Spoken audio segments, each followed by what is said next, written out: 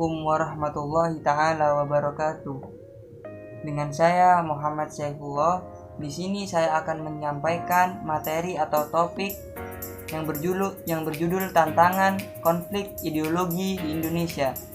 Tapi saya akan menyampaikan tentang Pancasila dan tantangan milenial. Pancasila sebagai dasar dan ideologi negara Indonesia merupakan seperangkat nilai yang menjadi pandangan hidup atau biasa kita sebut dengan way of life bagi negara Indonesia.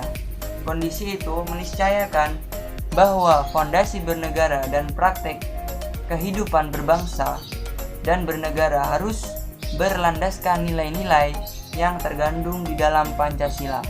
Konsensus cerdas para pendiri negara tersebut berangkat dari sebuah paham kebangsaan yang terbentuk dari kesamaan nasib, sepenanggungan dan sejarah, serta adanya cita bersama untuk menjadi bangsa yang bersatu, yang berdaulat, adil, makmur dalam sebuah negara kesatuan. Adanya prinsip bersatu dalam perbedaan membuat Pancasila menjadi semakin kuat dan layak sebagai sebuah ideologi bagi negara Indonesia yang khas dengan keanekaragamannya. Konsep persatuan yang ideal dengan mengkondisikan setiap warga negara hidup berdampingan, gotong royong tanpa menghilangkan identitas suku bangsa, adat istiadat, ras maupun agama. Dalam definisi tertentu, Pancasila sebenarnya di Indonesia itu sendiri adalah ketuhanan yang Maha Esa yang merupakan spirit atau ruh kebangsaan. Kemanusiaan yang adil dan beradab merupakan watak, karakter, dan kepribadian bangsa. Persatuan Indonesia merupakan ikatan kebangsaan, kerakyatan yang dipimpin oleh hikmah, kebijaksanaan dalam permusyawaratan atau perwakilan merupakan media atau wadah dan alat kebangsaan, dan keadilan sosial bagi seluruh rakyat Indonesia merupakan tujuan kebangsaan. Masih relevan, tanggal 1 Juni 2019 menjadi penanda bahwa Pancasila sudah berusia tidak muda lagi, yaitu dalam kutip 74 tahun.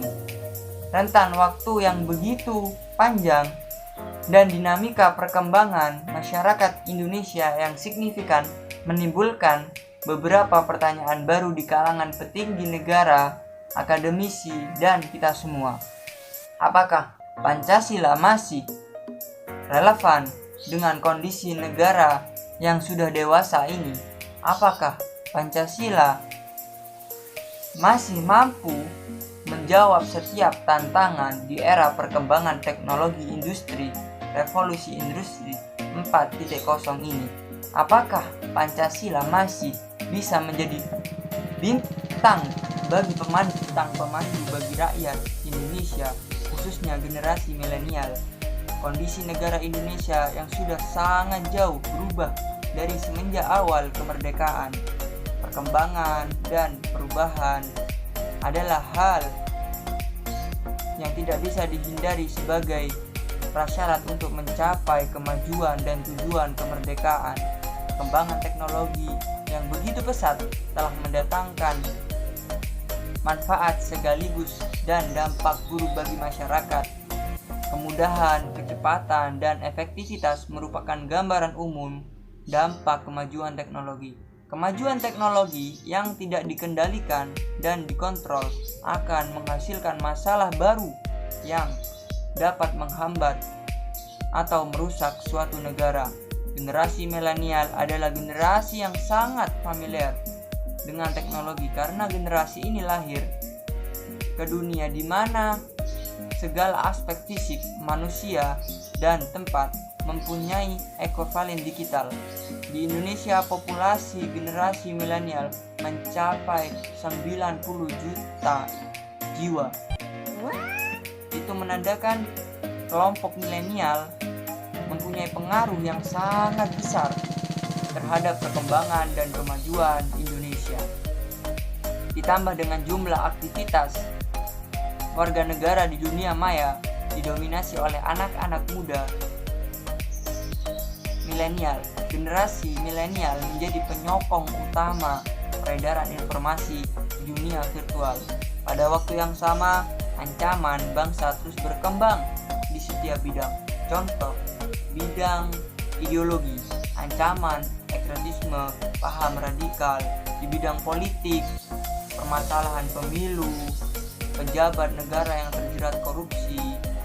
Adapun di bidang ekonomi, kesenjangan yang masih tinggi, dan di bidang sosial, budaya pengangguran, dan kekerasan dalam rumah tangga masih ada sampai saat ini. Di bidang pertahanan dan keamanan, terorisme, konflik SARA, illegal fishing, di revolusi industri 4.0 juga membawa disruption and bridging generation.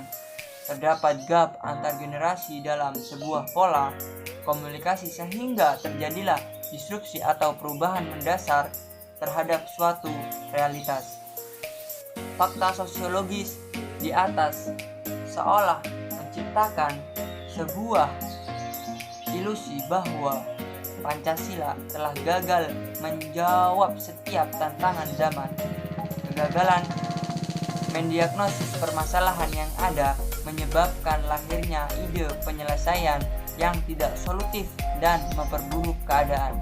Apabila kita melihat secara komprehensif dan merasakan suasana kebatinan setiap masalah yang ada, maka sebenarnya yang terjadi adalah terdapat upaya untuk menggantikan atau melunturkan Pancasila sebagai jati diri bangsa dan pegangan dalam kehidupan bernegara.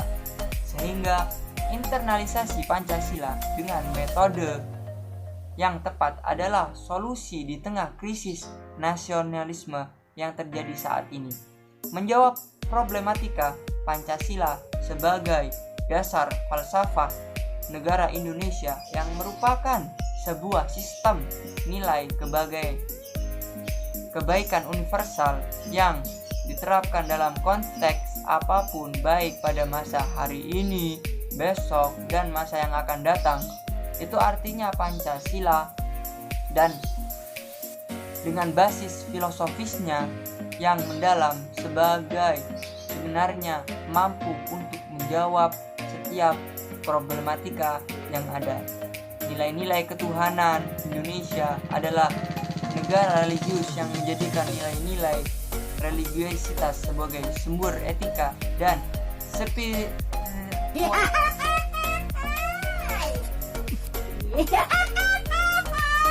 kualitas dalam bersikap tindak, termasuk sikap tindak di dalam dunia virtual.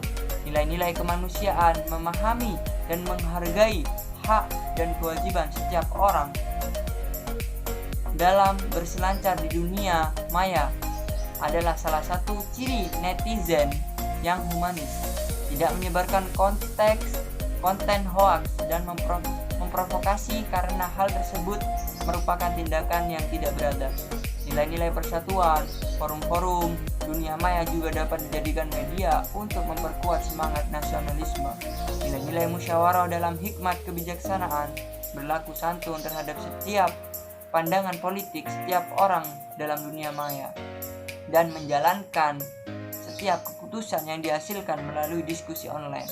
Nilai-nilai keadilan sosial, setiap orang mempunyai hak dan kewajiban yang sama untuk mengakses informasi dan berkumpul dalam kelompok-kelompok dunia maya dengan tetap menghargai hak asasi manusia setiap orang.